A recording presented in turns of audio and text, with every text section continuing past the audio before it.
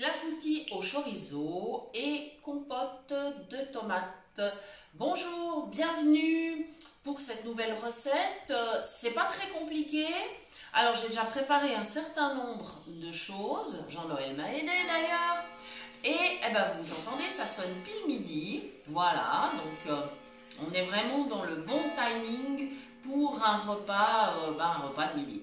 Voilà, alors ce clafoutis, il va pouvoir se préparer donc avec un chorizo piquant qui donnera vraiment toute sa saveur, toute sa puissance. Si vous n'aimez pas, choisissez un chorizo plus doux. Il y en a évidemment dans le commerce. Alors, première chose, donc Jean-Noël a coupé du chorizo et moi j'ai coupé les petites olives. Alors, pour me faciliter la vie, je vais directement placer ces ingrédients dans le fond du plat.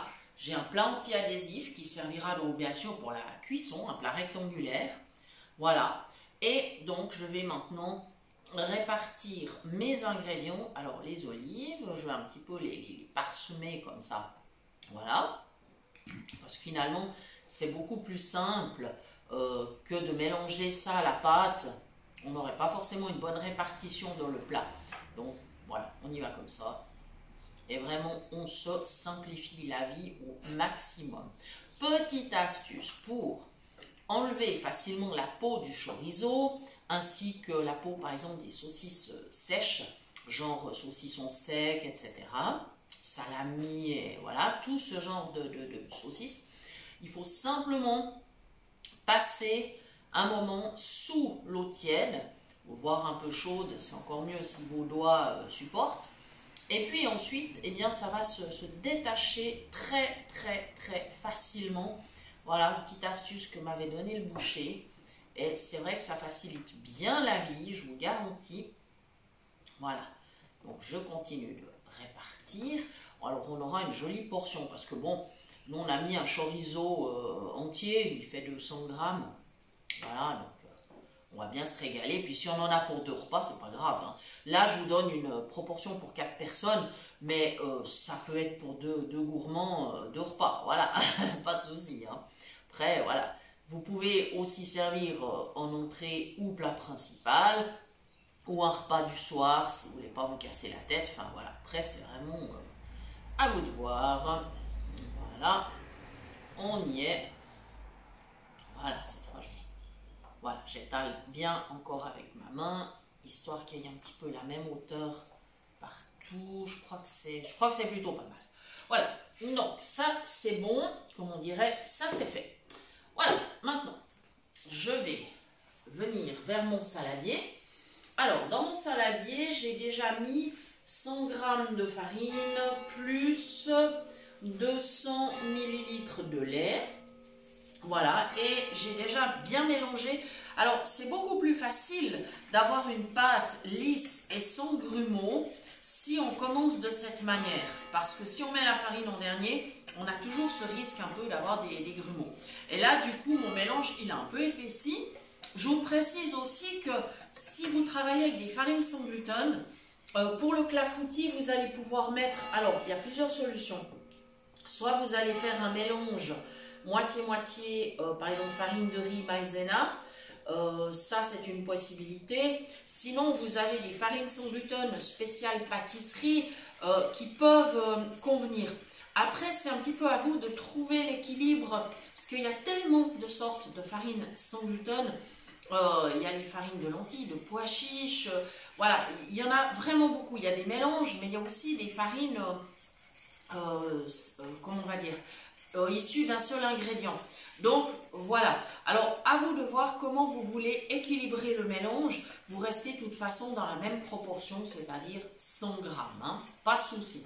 Maintenant, pour ceux qui ne supportent pas le lactose, évidemment, les 200 ml de lait, vous allez les remplacer par une boisson végétale, comme on dit, c'est-à-dire par exemple, pourquoi pas, du lait d'avoine, du lait de soja, enfin voilà, il y a plein de possibilités à ce niveau-là aussi.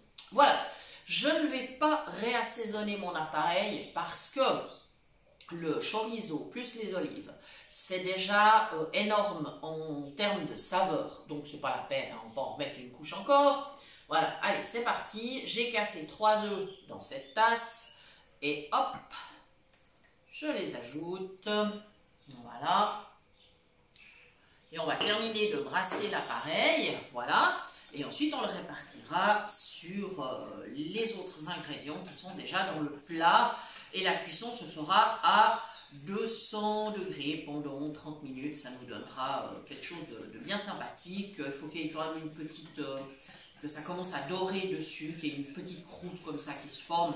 Voilà, puis on le laissera refroidir 5 minutes et il sera prêt à servir. Pendant ce temps, parce que je vous ai parlé d'une compote de tomates. Alors, pendant ce temps, ça mijote là-bas sur la gazinière. Des tomates, bon, moi j'en ai mis 4 belles.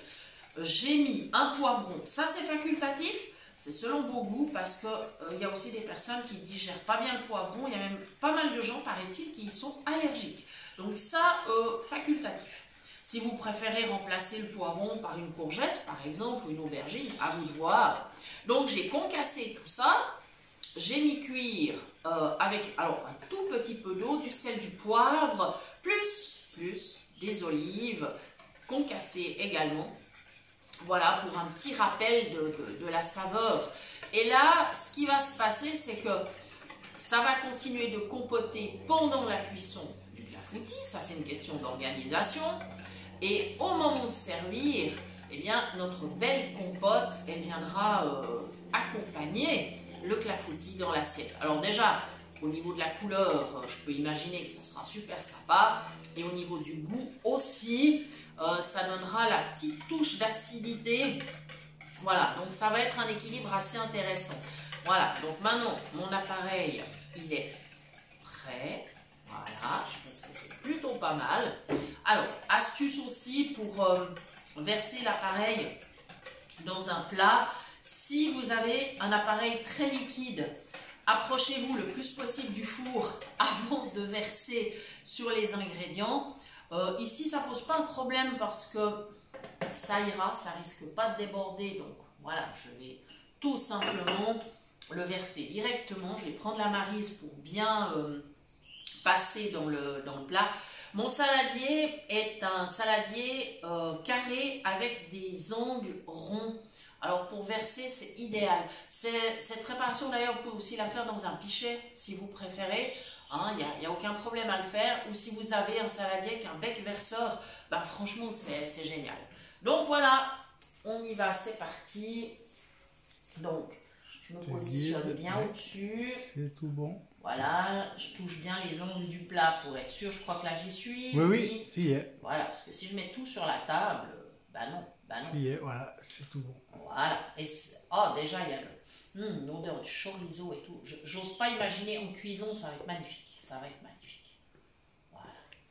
Ça va avec la maryse, ce que j'ai fait là, c'est bon? Okay. Oui, c'est parfait. Très bien. Et ben voilà. Donc ça va partir au four. Et nous, on va prendre l'apéro en attendant que ce soit prêt. Voilà. Donc les amis, nous vous remercions d'avoir suivi cette recette. Nous espérons que vous aurez beaucoup de plaisir à la préparer et surtout à la déguster. Voilà, je vous rappelle que vous pouvez bien sûr nous retrouver sur Facebook ainsi que dans le groupe Phoenix Cuisine Pratique. Sur WhatsApp, vous pouvez venir papoter avec nous. N'hésitez pas à nous demander de nous rejoindre. Voilà, à très bientôt. Bon appétit. Merci.